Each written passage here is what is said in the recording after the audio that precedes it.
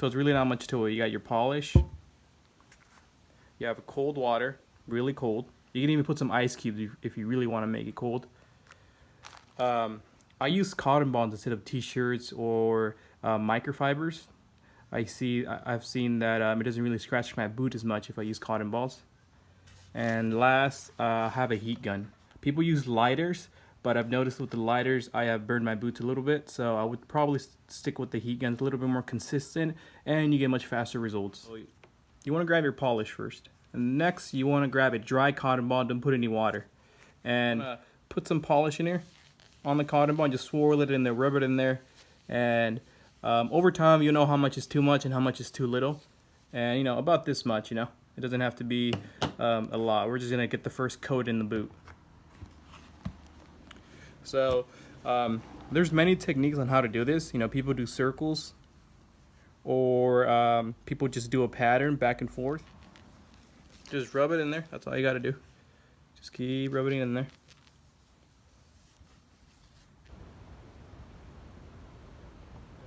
So you got your first coat on there. Now the next thing you want to do is put this one away because you're going to use it later. And you're going to want to grab another dry cotton ball. Get some cold water. You're going to want to, you just want to dip it in there. It doesn't matter how much. Just get the thing soaked. Next thing you want to do is just put some drops of water on the boot, and just do circles. Buff it out. Just keep working it in there. You'll get it. Just keep working it in there.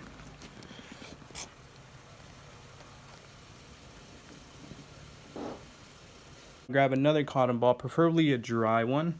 And just buff out all the excess water off.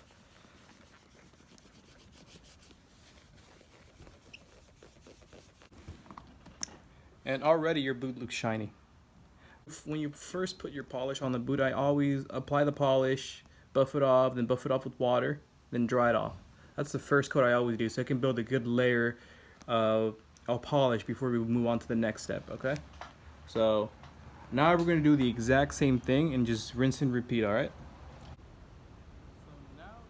And so now that you applied your polish, you're going to move on to the next step with the heat gun.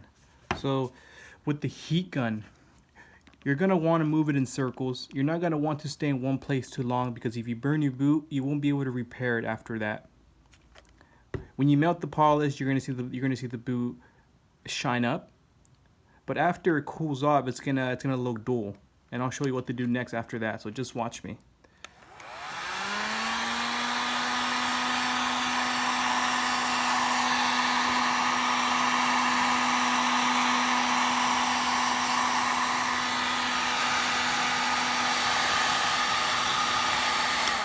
You'll start seeing the boot kind of look dull after it starts cooling off. This is when you want to grab another dry cotton ball, dip it in that cold water, sprinkle a couple droplets of water on top, and just buff it off, guys. This is where you're gonna get your shine. And just keep working it in.